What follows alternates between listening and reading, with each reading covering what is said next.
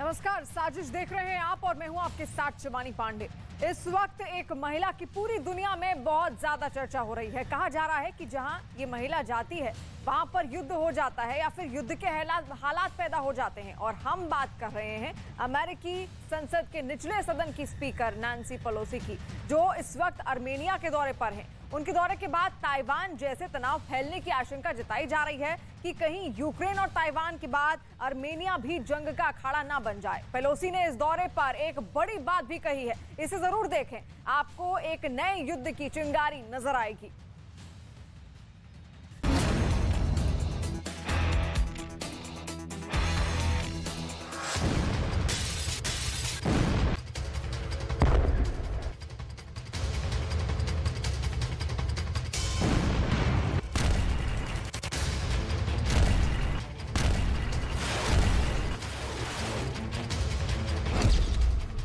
Armenia के दौरे पर नैन्सी पेलोसी।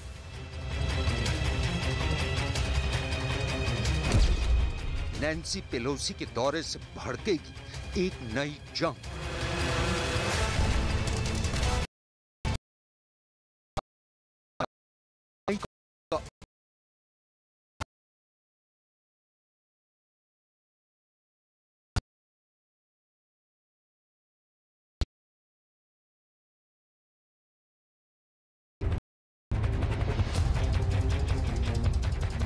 ये नैन्सी पेलोसी हैं, अमेरिकी संसद के निचले सदन हाउस ऑफ रिप्रेजेंटेटिव्स की speaker.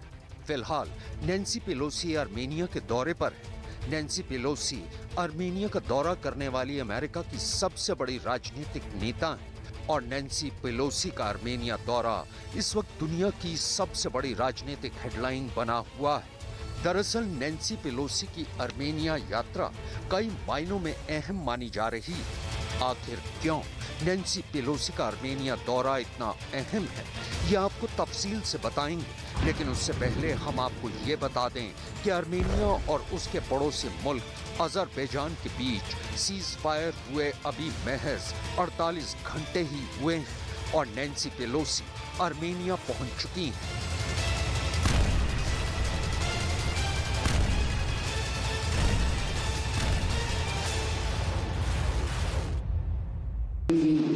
Had a particular importance to us because the focus on security following the illegal and deadly attacks by the Azerbaijan territory. We strongly condemn those attacks. We in our delegation on behalf of Congress, which threatens prospects for much needed peace.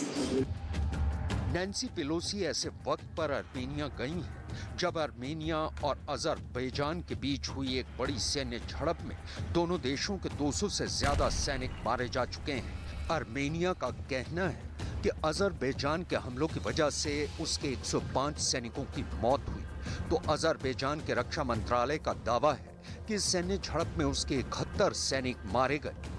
रूस की मध्यस्थता के बाद फिलहाल दोनों देशों के बीच cease fire तो हुआ, लेकिन बावजूद इसके तनाव बरकरार है।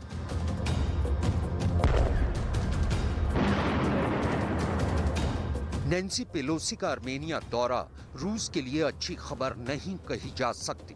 आइए अब आपको ये बता दें कि आखिर नैन्सी पेलोसी का ये दौरा रूस के लिए अच्छी खबर क्यों नहीं है, और ये बताने से पहले आपको वो तस्वीरें दिखाते हैं जिनमें ये हकीकत छिपी है। ये प्रदर्शनकारी आर्मेनिया की मौजूदा सरकार और रूस के खिलाफ प्रदर्शन कर रहे हैं। दरअसल आर्मेनिया रूस की अगुवाई वाले पूर्व सोवियत देशों CSTO यानी कलेक्टिव सिक्योरिटी ट्रीटी ऑर्गेनाइजेशन का एक सदस्य है। इन प्रदर्शनकारियों का आरोप है कि रूस आर्मेनिया की रक्षा करने में नाकाम रहा है, लिहाजा आर्मेनिया को CSTO की सदस्यता छोड़ देनी चाहिए। Очень большие недовольства насчет организации ОДКБ, которая вообще не может помочь Армении, не работает за интересы члена участницы страны Армения и поддерживает тюркский режим Эрдогана и Алиева. Соответственно, мне кажется, что нам не нужна такая организация и немедленно нужно выйти из такой организации ради интересов страны, суверенитета и национальной безопасности. दरअसल आर्मेनिया की आवाम रूस और तुर्की की बढ़ती नजदीकियों और अजरबैजान के खिलाफ सैन्य झड़प के दौरान रूस के रुख से नाराज है। चूंकि आर्मेनिया के खिलाफ जंग में तुर्की ने हमेशा अजरबैजान का साथ दिया है, लिहाजा प्रदर्शनकारियों का आरोप है कि आर्मेनिया की मौजूदा सरकार रूस के दबाव में तुर्की और अजरबैजान के फायदे के लिए काम कर रही है। आर्मेनिया और अजरबैजान के बीच के हालिया हालात को देखते हुए ये एक संगीन आरोप है और ऐसे हालात में अमेरिका की संसद के निचले सदन की स्पीकर नैन्सी पेलोसी का आर्मेनिया दौरा बगावत की आग को और भी भड़का सकता है।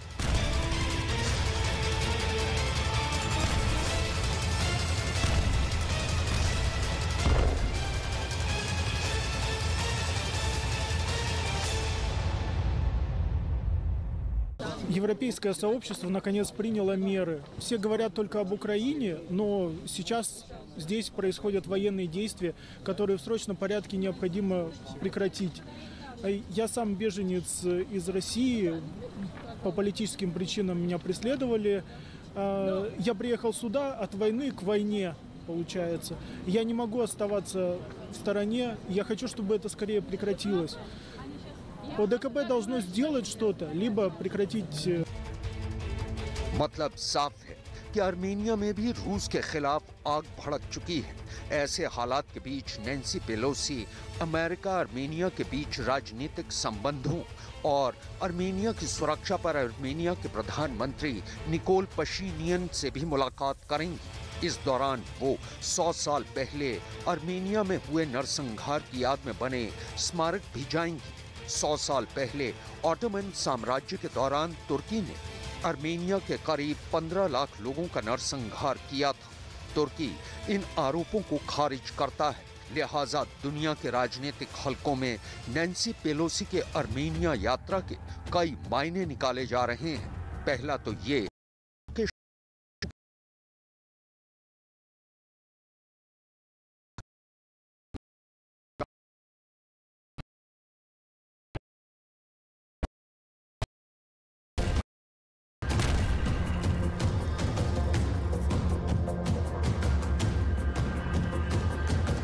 दूसरा, अमेरिका तुर्की को भी एक कड़ा संदेश देना चाहता है, क्योंकि तुर्की के राष्ट्रपति अभी हाल ही में एससीओ यानी शंघाई कोऑपरेशन ऑर्गेनाइजेशन के समिट में हिस्सा लेने के बाद एससीओ में शामिल होने का मन बना चुके हैं। अगर ऐसा हुआ तो तुर्की नेटो समूह का पहला देश होगा जो कि चीन की अगुवाई वाले एससीओ समूह का भी सदस्य देश बनेगा। आर्मेनिया और अजरबैजान के बीच शांति समझौता कराने के लिए 1992 में OSCE यानी organisation for security and cooperation in Europe Minsk group का गठन किया गया था। इस ग्रुप में अमेरिका, रूस, France, Belarus, Germany, Sweden, Finland, Italy, Turkey, Armenia और अजरबैजान शामिल हैं। लेकिन तुर्की के रवैये के चलते नेटो ही नहीं बल्कि यूरोप के कई देश परेशान हैं। इसके अलावा भी भूमध्य सागर में तुर्की की बढ़ती दखल अंदाजी के चलते ग्रीस के अलावा फ्रांस उससे परेशान है। वहीं कुर्द विद्रोहियों के मसले पर तुर्की स्वीडन और फिनलैंड के खिलाफ है। सिर्फ इतना ही नहीं, जिस तरह हाल के दिनों में तुर्की के राष्ट्रपति एर्दोआन ने नेटो के खिलाफ बयानबाजी की है और रूस के राष्ट्रपति पुतिन की तारीफ की है, उसे देखकर लगता है कि वो कभी भी रूस के खेमे में खड़े हो सकते हैं।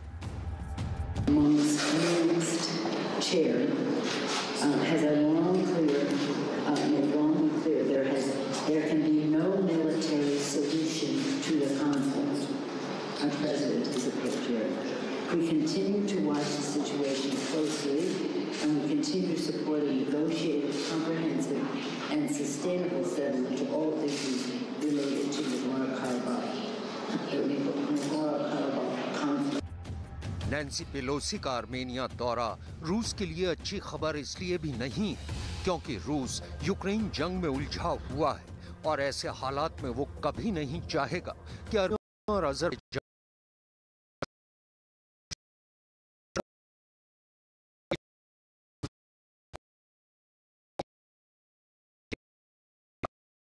लिहाजा ऐसे हालात में आर्मेनिया के साथ अमेरिका के बढ़ते संबंध रूस के लिए चिंता की बात हो सकती है। इतना ही नहीं, अगर अमेरिका आर्मेनिया या दूसरे मध्य एशियाई देशों में अपनी मौजूदगी बढ़ाता है तो इसे भी रूस के लिए एक बड़ा झटका माना जा सकता है। यानी नैन्सी पेलोसी के आर्मेनिया दौरे के बीच आर्मेनिया दुनिया की सुपर पावर के बीच नई जंग का अखाड़ा भी बन सकता है। वैसे भी पिछले 6 महीने के दौरान नैन्सी पेलोसी जहां भी गई हैं, वहां या तो जंग चल रही थी या फिर उनके दौरे के बाद जंग के हालात खड़े हो गए। आर्मेनिया के दौरे से पहले 2 अगस्त को नैन्सी पेलोसी ने ताइवान का दौरा किया था। उनका दौरा तो खत्म हो गया, लेकिन उनके दौरे के बाद से चीन ताइवान को लेकर इतना आक्रामक हुआ कि वो आज तक ताइवान को घेरकर उसके इर्द गिर्द युद्धाभ्यास कर रहा है। सिर्फ इतना ही नहीं, ताइवान पर अमेरिका और चीन के बीच तनाव इस कदर बढ़ चुका है कि दोनों देशों के बीच जंग कभी भी शुरू हो सकती है।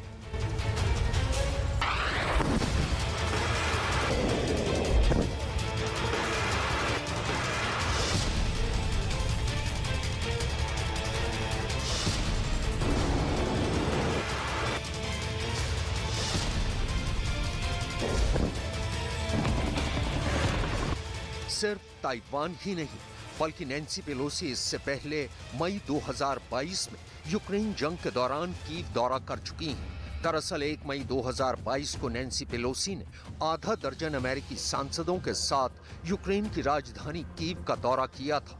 उनके इस दौरे को भी खुफिया रखा गया था। इस दौरान उन्होंने राजधानी कीव में यूक्रेन के राष्ट्रपति व्लादिमीर ज़ेलेंस्की के साथ 3 घंटे की बैठक की थी।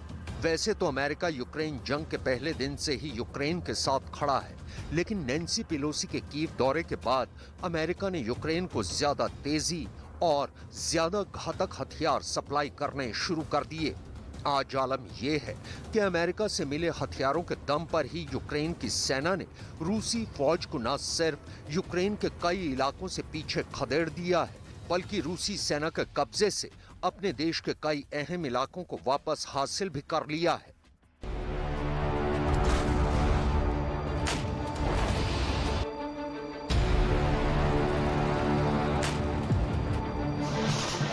माशाअल्लाह।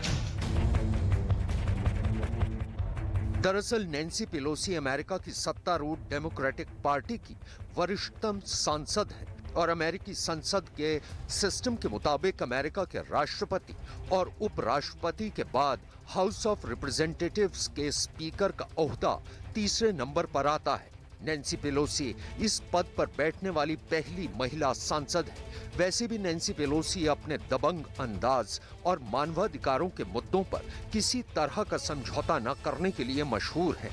ये कोई पहला मौका नहीं है जब अमेरिका की वरिष्ठ राजनेता के ऐसे किसी कदम से अमेरिका की विरोधी देश बौखलाए हों। यकीनन नैन्सी पेलोसी के आर्मेनिया दौरे से रूस तिलमिलाया हुआ होगा, क्योंकि रूस के राष्ट्रपति व्लादिमीर पुतिन ये बात जानते हैं कि अगर आर्मेनिया और अमेरिका में दोस्ती बढ़ी तो ये उनके लिए एक नई मुसीबत की शुरुआत होगी।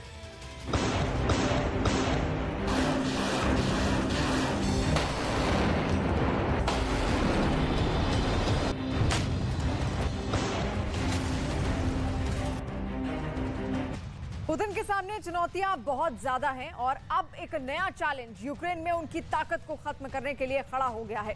इसे ज़ेलेंस्की की सिम्बा पावर कहे जा रहे हैं और जिसमें महिलाओं की 50,000 फौज रूस को टक्कर देने के लिए बिल्कुल तैयार है। कहा जा रहा है कि ज़ेलेंस्की की सिम्बा पावर रूस की फौज को तड़पा तड़पा कर मारेगी।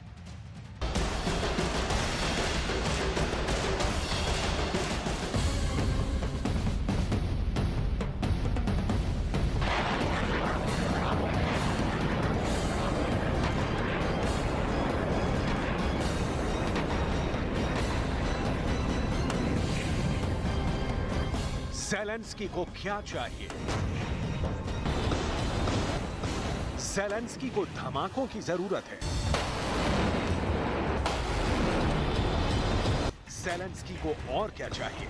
ज़ेलेंस्की को बड़े बड़े हथियारों की जरूरत है जो रूस का खून बहा पाए।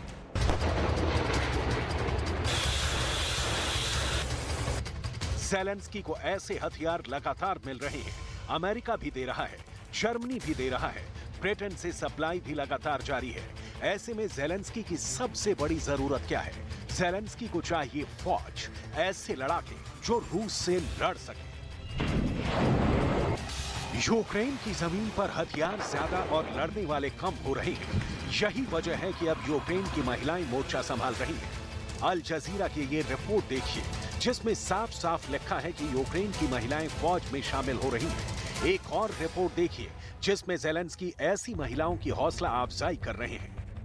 यूक्रेन की सेना में 15% महिलाएं हैं और 2014 के बाद बताया जाता है कि यह आंकड़ा 20% पहुंच गया है। युद्ध शुरू होने से पहले यूक्रेन की सेना में 32,000 महिला सैनिक थी और अभी उनकी तादाद 50,000 से ऊपर पहुंच गई है।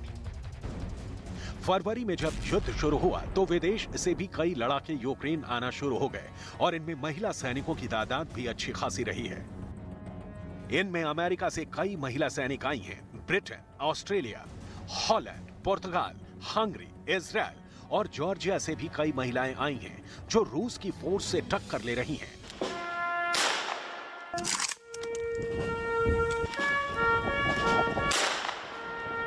कीव में रूस की एक महिला ओल्गा सिमोनोवा को श्रद्धांजलि दी जा रही है। ओल्गा यूक्रेन में रहकर रूस के खिलाफ लड़ी और अपनी जान दे दी। 34 वर्ष की सिमोनोवा की जान यूक्रेन की तरफ से लड़ते हुए गई है। यूक्रेन के झंडे से लिपटा सिमोनोवा का ताबूत बताता है कि यूक्रेन पर उनका कितना बड़ा कर्ज है। ओल्गा सिमोनोवा को सिम्बा नाम दिया गया था। 20 फरवरी की तस्वीरें देखिए, जब युद्ध शुरू नहीं हुआ था, लेकिन ओल्गा सिमोनोवा यूक्रेन की हिफाजत के लिए तैयार थी। ये लुहांस्क का इलाका है और सिमोनोवा अपने हथियार दिखा रही हैं। ऐसी ही बहुत सी तस्वीरों ने पुतिन को काफी परेशान किया है। При нынешнем руководстве нашей армии, при принятии правильных решений сверху, у нас все получится. Россия, как и ее предшественник Советский Союз, они всегда воевали числом. И здесь, во-первых, мы на своей территории, мы воюем от обороны и при поддержке союзников, опять же, то есть это тоже немаловажно. При достаточном количестве боеприпасов. И самое главное, это вовремя принять. अब मिलिए ब्राजील की पूर्व मॉडल तालिता दुवाली से। वो भी अब इस दुनिया में नहीं रही। तालिता वो एलीट स्नाइपर थी, यानी ऐसी शार्प शूटर जो पुतिन की फौज को छुप छुप कर निशाना बना रही थी। उनका सबसे बड़ा हथियार उनकी स्नाइपर राइफल थी, जिसकी सैकड़ों मीटर की रेंज और तालिता का निशाना दोनों को सबसे खतरनाक वॉर मशीन बना देती थी। लेकिन रूस के एक मिसाइल अटैक में उनकी जान चली गई। 39 साल की तालिता खार्किव में थी और जब रूस का मिसाइल अटैक हुआ तब वो एक बंकर में अकेली थी। इसी हमले में उनकी जान चली गई। ब्राजील के इस मॉडल की चर्चा पूरी दुनिया में हुई। दक्षिण अमेरिका से लेकर यूरोप तक अखबारों में तालिता का जिक्र हुआ। तालिता की बहादुरी के किस्से छपे। यूक्रेन में तालिता ने किस तरह रूस के खिलाफ जंग में हिस्सा लिया, इस पर रिपोर्टिंग हुई। ब्राजील की मीडिया में तालिता एक नायिका की तरह उभर कर आई है, लेकिन ये सब कुछ उनकी मौत के ऐलान के बाद हुआ है। do Vale de 39 anos também morreu no mesmo ataque em Kharkiv. Ukraine का ये वीडियो देखिए, जो काफी चर्चा में रह चुका है। जब उत्तरी यूक्रेन में रूस के टैंक और बख्तरबंद गाड़ियों के एक काफिले पर एक छापामार हमला हुआ था। रूस के कई टैंक इस हमले में तबाह कर दिए गए थे और उनके बीच में से निकली एक महिला का ये वीडियो काफी मशहूर हुआ। बिना हेलमेट, राइफल लिए हुए ये महिला आगे बढ़ती है और विक्ट्री का इशारा करके बता देती है कि ऑपरेशन कामयाब रहा। तालिता भी इसी जज्बे के साथ लड़ी। पूरी बहादुरी के साथ वो बैटल जोन में एक्टिव रही।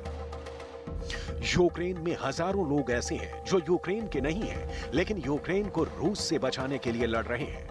और आपको जानकर हैरत होगी कि इसमें एक बड़ा हिस्सा महिलाओं का है, जो ना सिर्फ मेडिकल और लॉजिस्टिक सपोर्ट में शामिल है, बल्कि तालिता की तरह बंदूक लेकर आमने सामने की जंग भी लड़ रही हैं। अटलांटिक काउंसिल के इस रिपोर्ट को देखिए और समझिए कि यूक्रेन के युद्ध में महिला फौजियों का रोल कितना अहम रहा है, और इस बात को ज़ेलेंस्की भी समझते हैं।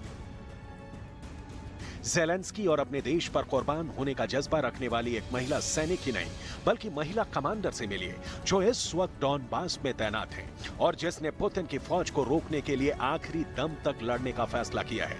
ज़ेलेंस्की तक भी इस महिला कमांडर की रिपोर्ट पहुंची है। ये है यूक्रेन की एक प्लाटून कमांडर मारिया पेशे से वकील है, लेकिन 2018 से डॉनबास में लड़ रही है। 2018 में ही यूक्रेन की सेना में महिलाओं को पुरुषों के बराबर वाला दर्जा मिल गया था और तब से वो कॉम्बैट रोल में भी शामिल रही है। डॉनबास के कई मोर्चों पर चल रहे युद्ध में प्लाटून कमांडर मारिया शामिल रही हैं। Тобто, якщо жінка виконує свої обов'язки і вона це спроможна робити, немає значення. Жінка це чи чоловік. Ну, ще є такі моменти, що є і такі командири, які все ж таки притримуються більш старих тих понять, що все-таки, не жіноча, тому не дуже сильно цьому сприяють. А так, взагалі, вже є всі можливості. Якщо в тебе є бажання, ти завжди можеш досягнути свої цілі і... मारिया की एक 5 साल की बेटी भी है। 2014 में जब डॉनबास में लड़ाई शुरू हुई थी, तभी से मारिया अपने देश को रूस समर्थित मिलिशिया बचाना चाहती थी और इस वक्त तो वो एक बड़ी जंग का हिस्सा बन गई है और एक प्लाटून को कमांड कर रही हैं। अलग अलग देशों में प्लाटून का साइज लेकर बचा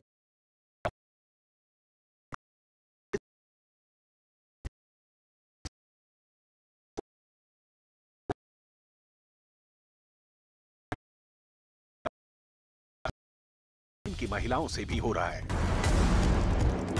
मारिया वेपन इंस्ट्रक्टर रह चुकी हैं, यानी वो हथियारों को चलाने की ट्रेनिंग भी देती हैं। मारिया न सिर्फ रशियन राइफल्स को बखूबी चलाना जानती हैं, बल्कि पश्चिमी देशों से जो छोटे हथियार यूक्रेन को सप्लाई किए जा रहे हैं, उनके बारे में भी वो पूरी डिटेल जानती हैं।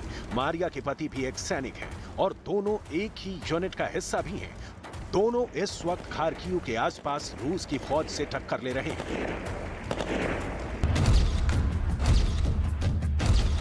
देखा जाए तो चाहे मारिया हो या फिर कोई और, इन्होंने रूस के खिलाफ लड़ने का फैसला किया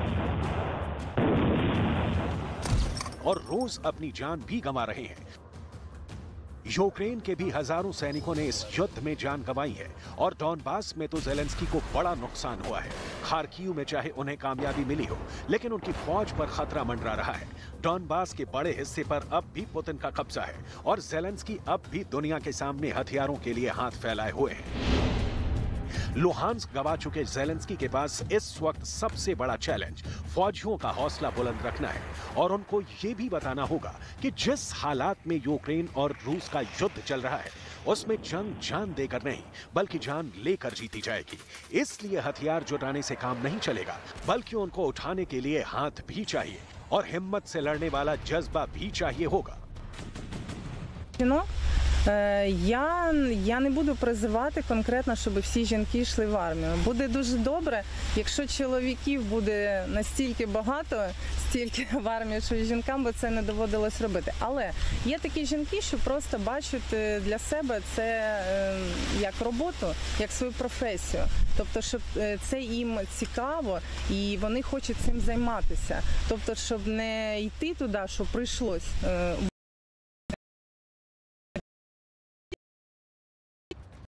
ज़ेलेंस्की की फोर्स ने रूस के हमलों को रोकने के लिए बड़ा काम क्या किया है। रूस के लगातार मिसाइल हमलों के खिलाफ यूक्रेन को बड़ी कामयाबी मिल रही है और उसके एयर डिफेंस सिस्टम रूस के हवाई हमलों को रोकने में कामयाब हो रहे हैं। रूस की कई क्रूज मिसाइल आसमान में ही मार गिराई जा रही हैं। काला सागर में रूस के वॉरशिप से कई मिसाइल हमले किए गए। इसमें कैलिब्र क्रूज मिसाइलों से यूक्रेन के कई शहरों को निशाना बनाया गया, लेकिन ये मिसाइल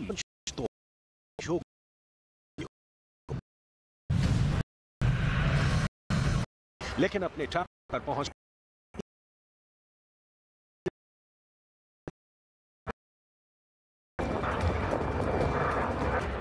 देखिए, पहली मिसाइल मारी गई, दूसरी मिसाइल भी गिरा दी गई, तीसरी मिसाइल को भी रोक लिया गया, चौथी मिसाइल को भी ट्रैक करके मार गिराया और ऐसे ही पांचवी और छठी मिसाइलों का भी काम तमाम कर दिया गया।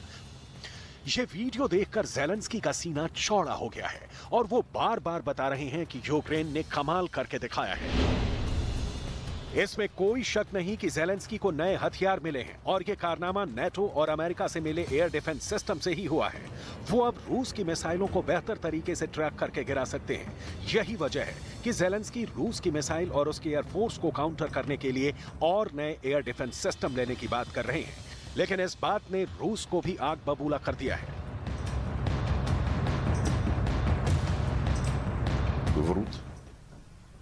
И факты хорошо известны, факты эти предъявляются нашим Министерством обороны на ежедневной основе. Но западные страны, конечно, должны осознавать свою ответственность, независимо от того, как и что толкует Зеленский и его команда.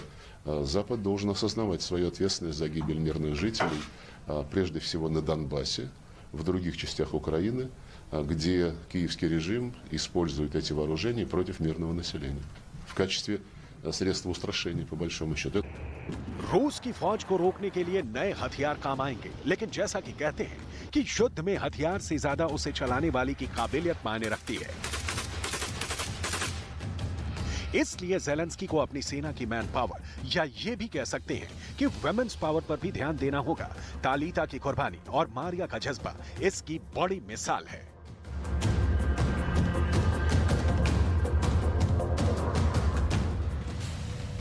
ज़ेलेंस्की को क्या चाहिए? ज़ेलेंस्की को धमाकों की जरूरत है और इसी के साथ साथ ज़ेलेंस्की को आखिर क्या कुछ चाहिए? हथियारों की उनको जरूरत है जो रूस का खून बहा पाए।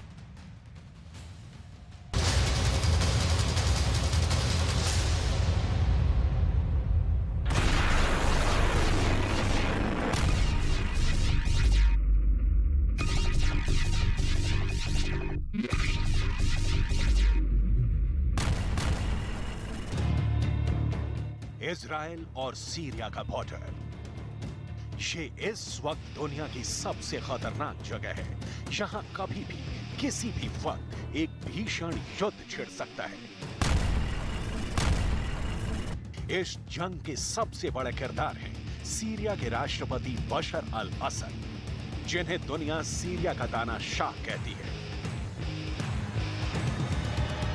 जंग के दूसरे सबसे बड़े किरदार हैं ईरान के सुप्रीम लीडर अली खमेनी। इस जंग का तीसरा और सबसे अहम किरदार इजराइल, उसकी एजेंडी और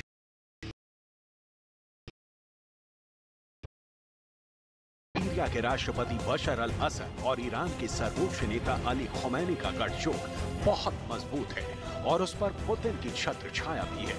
लेकिन फिर कोई ना कोई रास्ता निकालकर इजराइल सीरिया के अंदर घुसकर हमला जरूर करता है और एक बार फिर इजराइल ने बिल्कुल ऐसा ही किया है।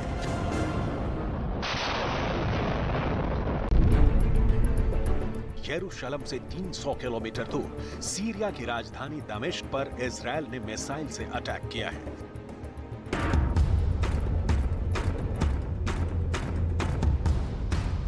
इजराइल की ताकत और आत्मरक्षा का जुनून देखिए। इजराइल ने बाकायदा सीरिया के अंदर, सीरिया की राजधानी में दमिश्क के इंटरनेशनल एयरपोर्ट पर मिसाइल हमला करके पूरा हवाई अड्डा तबाह कर दिया। और दावा यह किया गया है कि इजराइल के इस एयर स्ट्राइक में सीरिया के 5 सैनिक मार दिए गए हैं।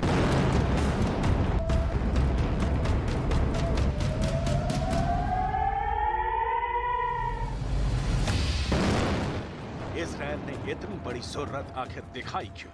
आखिर क्या वजह है कि इजराइल की आर्मी खतरे को नहीं, खतरे की आहट को भी खत्म कर देती है? आखिर क्यों इजराइल अपने किसी दुश्मन को कभी भी मौका नहीं देता है?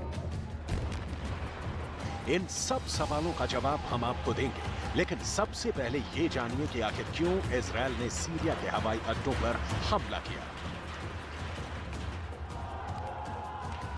ये ईरान का बनाया हुआ सबसे खतरनाक संगठन है। इसे कोई आतंकी ग्रुप समझना बहुत बड़ी भूल है, क्योंकि ये पूरी एक मिलिट्री है। इसका ढांचा बिल्कुल सेना के जैसा है और ये संगठन किसी देश पर आर्मी की तरह हमला करने की ताकत रखता है। हिजबुल्लाह के पास रॉकेट लॉन्चर, ड्रोन, तोपे तक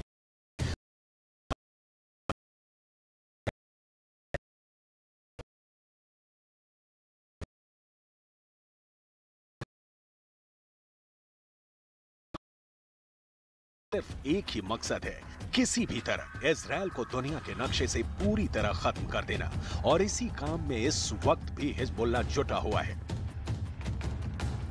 अब समझने वाली बात यह है कि हिजबुल्लाह के अड्डे इजराइल और सीरिया के बॉर्डर पर हैं, और हिजबुल्लाह को लड़ने के लिए हथियार चाहिए। हिजबुल्लाह को हथियार ईरान मुहैया करवाता है, और इसके लिए ईरान को जरूरत है एयर रूट की। ईरान अपने हथियारों का जखीरा सीरिया के एयरपोर्ट्स पर लैंड करवाता है। इजराइल नहीं चाहता कि ईरान सीरिया के अंदर हिजबुल्लाह को हथियारों की सप्लाई कर सके, इसलिए वो हर हफ्ते 10 दिन में हमला करके सीरिया के हवाई अड्डों को तबाह कर देता है।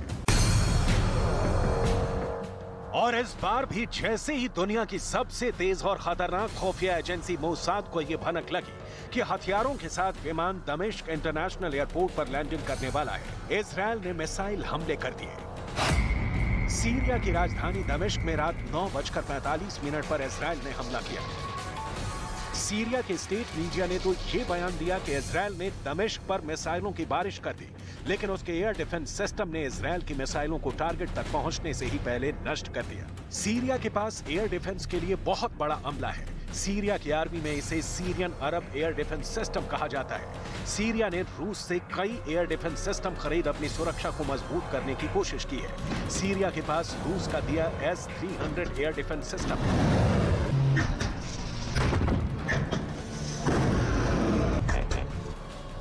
इसके अलावा रूस ने सीरिया को बक M2 मिसाइल सिस्टम दिया है। यह मिसाइल सिस्टम भी काफी कारगर माना जाता है।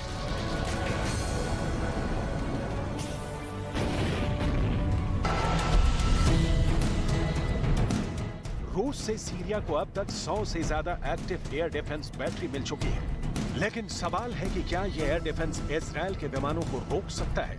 इजराइल के पास लॉकहेड मार्टिन का बनाया हुआ F-35 स्टेल्थ फाइटर जेट है।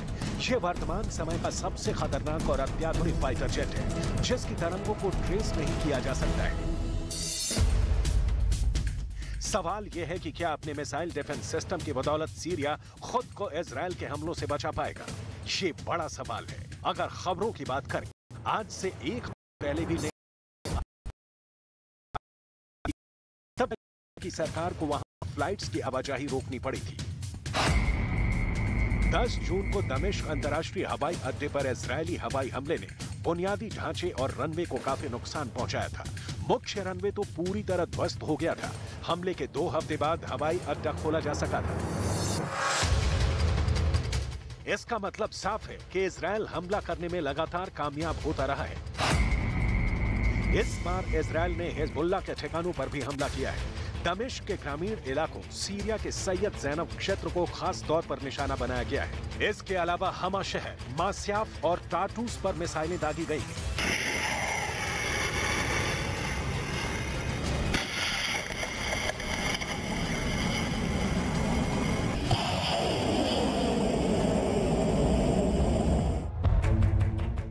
एक हफ्ते में ये इजराइल का दूसरा और 1 महीने के अंदर ये इजराइल का तीसरा बड़ा हमला है। पिछले हफ्ते हथियारों के एक गोदाम पर भी इजराइल ने हमला किया था। इजराइल लगातार सीरिया पर हमला कर रहा है, लेकिन फिर भी सीरिया, ईरान और रूस मिलकर भी इजराइल को नहीं रोक पा रहे हैं। इसकी वजह आखिर क्या है? दरअसल इजराइल बेहद चालाकी से रूस को पहले ही अपने प्रभाव में ले चुका है। इजराइल ने रूस के साथ एक कूटनीतिक समझ पैदा की है। जैसे कई रिपोर्ट्स में ये दावा किया गया था कि पिछली बार जब इजराइल ने सीरिया पर हमला करने का फैसला किया, तो पहले ही पुतिन को इस बात की सूचना दे दी कि सीरिया पर मिसाइल हमला होगा। 2011 से ही इजराइल सीरिया पर हमला करता रहा है और हर बार सीरिया संयुक्त राष्ट्र संघ में शिकायतें करता है कि इजराइल अंतर्राष्ट्रीय सीमाओं का उल्लंघन करके हमले कर रहा है, लेकिन अब तक यूएन इजराइल को रोक पाने में असफल साबित हुआ है। दरअसल इजराइल कभी भी अपनी आर्मी के द्वारा सीरिया पर किए गए हमलों को स्वीकार नहीं करता है। इजराइल के अखबार भी रणनीतिक तरीके से ऐसी खबरें प्रकाशित करने से बचते हैं। दरअसल इस पूरे अरब रीजन में इजराइल इसलिए सब पर भारी पड़ता है क्योंकि उसके पास आयरन डोम है। आयरन डोम एक ऐसा सुरक्षा घेरा है जिसको दुश्मन की मिसाइल पार ही नहीं कर पाती है। अभी इसी साल अगस्त के महीने में फिलिस्तीन के आतंकी गुटों की तरफ से इजराइल पर 600 रॉकेट दागे गए थे।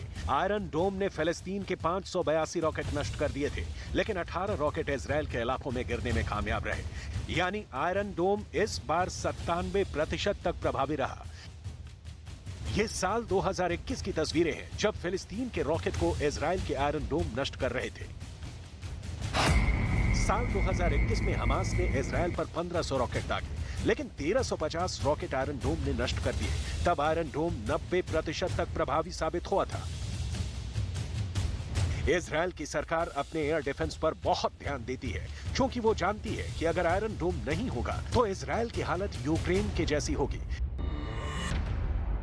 इजराइल और सीरिया कब से संघर्ष की मुख्य वजह है 1967 का 6 दिवसीय युद्ध।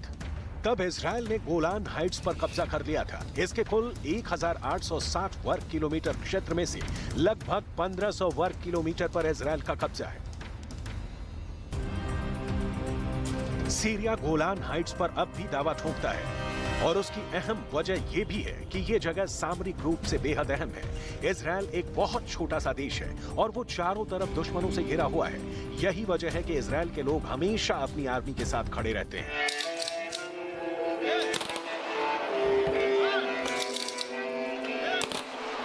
ये तस्वीर देखिए, वेस्ट बैंक की एक झड़प में इजराइल आर्मी के मेजर बार फला की मौत हो गई, जिसके बाद उनको श्रद्धांजलि देने के लिए जन सैलाब उमड़ पड़ा। लोगों की आंखों में आंसू थे और इजराइल के प्रधानमंत्री ने एक मेजर की मौत होने पर भी इस पर बयान जारी किया। בשם ממשלת ישראל, בשם מדינת ישראל כולה, אנחנו מרכינים ראש על מותו של רב סרן בר פלח, זכרו לברכה, גיבור ישראל, סגן מפקד סיירת הנחל, שנהרג הלילה בהיתקלות עם מחבלים סמוך למעבר ג'למה. הוא נהרג בזמן שהוא וחייליו חותרים בגבורה למגע ומחסלים את המחבלים. यही इजराइल की ताकत है, जिसकी वजह से इजराइल को अरब रीजन में हरा पाना नामुमकिन नजर आता है। अमेरिका की खुफिया एजेंसी CIA के डिप्टी डायरेक्टर ने चीन को लेकर बहुत ही सीक्रेट बात पूरी दुनिया के सामने रखी है, लेकिन चीन का कहना है कि अमेरिका की एजेंसियां झूठ फैला रही हैं और वो खुद को ही एक्सपोज हो रही हैं। ताइवान को लेकर चीन पर CIA ने क्या कुछ कहा, ये रिपोर्ट आप देखेंगे तो आप भी चौंक जाएंगे।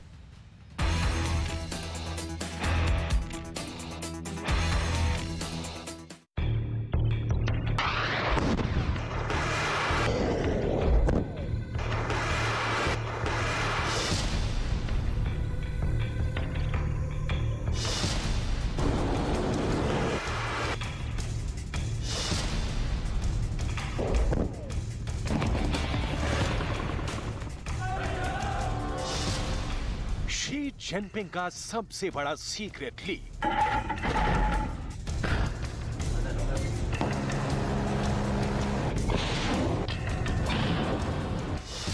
ताइवान को कब्जाने का मास्टर प्लान।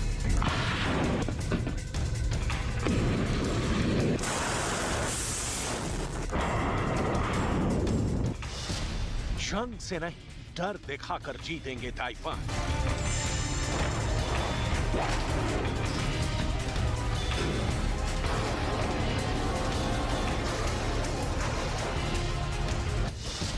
दो 2027 तक ताइवान पर चीन का नियंत्रण।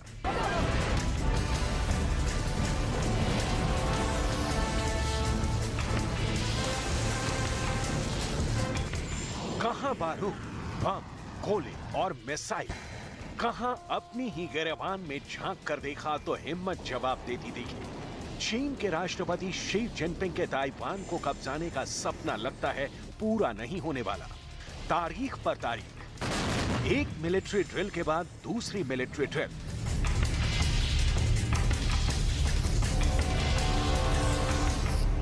लेकिन दुनिया के नंबर 3 चीन की शक्तिशाली सेना को ताइवान पर हमला बोलने की हिम्मत नहीं हुई।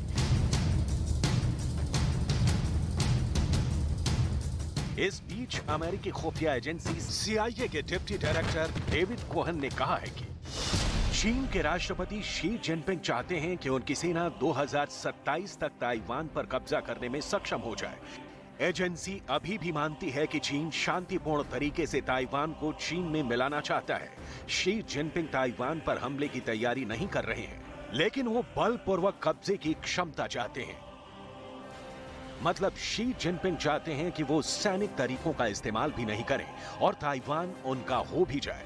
सवाल है, शी जिनपिंग का ताइवान को लेकर युद्ध का स्टैंड क्या अचानक बदल गया?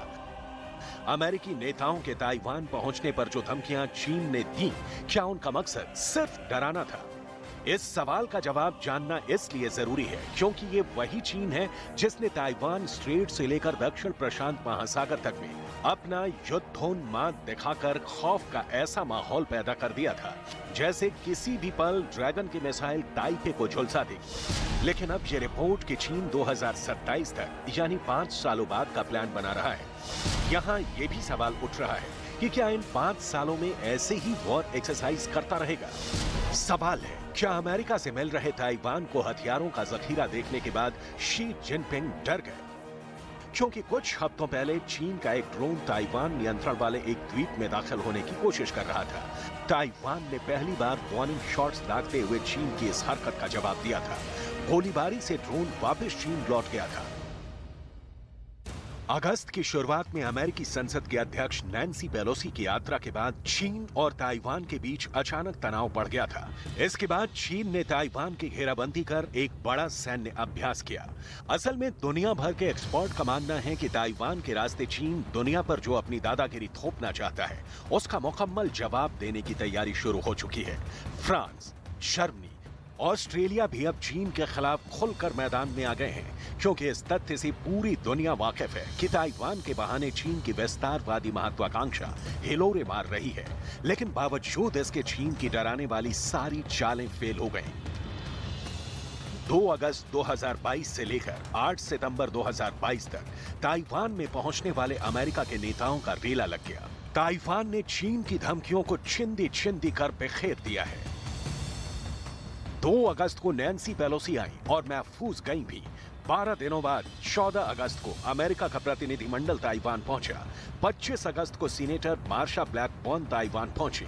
31 अगस्त को एरिजोना के गवर्नर ताइवान पहुंचे। ये तस्वीरें चीन की छाती पर मूंग दलने वाली हैं।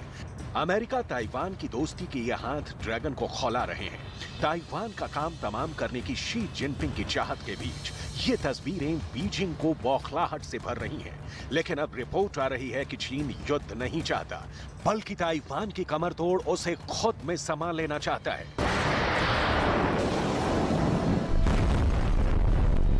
असल में चीन कुछ भी नहीं कर सका। ताइवान के मुद्दे पर अमेरिका को रोकने की चीन की चाहत तहस नहस हो गई। चीन के जेट फाइटर्स की उड़ान, पानी के जहाजों की चीन की ताकत, उसकी मिसाइलों की मार, चीन पूरी तरह से एक्सपोज हो गया। अमेरिका की चौधराहट छीन लेने की कस्में खाने वाला चीन ताइवान मामले में औंधे मुंह गिर पड़ा।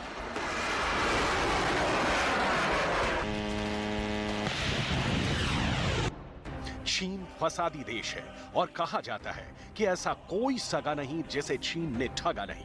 लिहाजा चीन को हमेशा दूसरे देशों की एक्सरसाइज और सांगठनिक गठजोड़ की चिंता सताती रहती है। हालांकि चीन के एक और स्टैंड को भूलना नहीं चाहिए जो वो बार बार कहता रहा है कि वो शांतिपूर्ण तरीकों से ताइवान को जरूरत पड़ने पर बल का इस्तेमाल करने से भी पीछे नहीं हटेगा। लेकिन अमेरिका का वो क्या करे जो हथियारों से ताइवान को बांट रहा है और तो और अपने नेतृत्व में नेटो देशों को भी चीन के खिलाफ भड़का रहा है।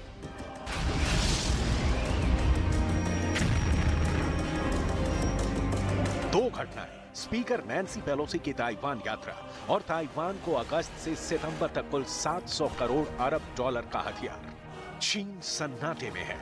बाइडन साफ लहजे में कह रहे हैं कि चीन को हम ताइवान में जाने देंगे।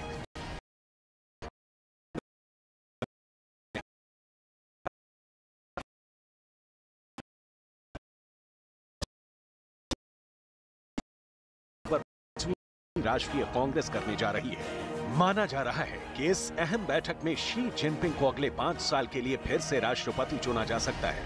ये शी जिनपिंग का तीसरा कार्यकाल होगा। इस तीसरे कार्यकाल में शी जिनपिंग देश के सबसे ताकतवर इंसान रहेंगे और उनके पास 2 सबसे शक्तिशाली पद, कम्युनिस्ट पार्टी के महासचिव और सेंट्रल मिलिट्री कमीशन के चेयरमैन का पद बरकरार रह सकता है।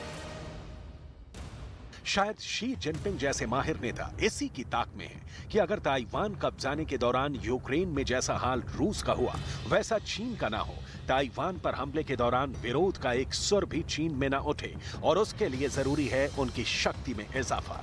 शायद ये बड़ी वजह है कि ताइवान को डराने धमकाने के बावजूद शी जिनपिंग ने ताइवान पर डायरेक्ट हमला नहीं किया।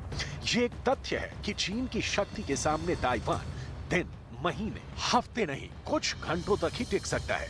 ये बात दीगर है कि अमेरिका ताइवान के साथ खड़ा है और जरूरत पड़ने पर साथ आएगा, लेकिन ये क्लियर नहीं है कि अमेरिका ताइवान को सिर्फ हथियार दे रहा है, चीन के खिलाफ कूटनीतिक ताकत दे रहा है, या उसके सैनिक चीन के खिलाफ ताइवान को जमीन पर लड़ेंगे भी, क्योंकि ज़ेलेंस्की को बाइडेन ने पावर दिया, अमेरिकी सैनिक नहीं।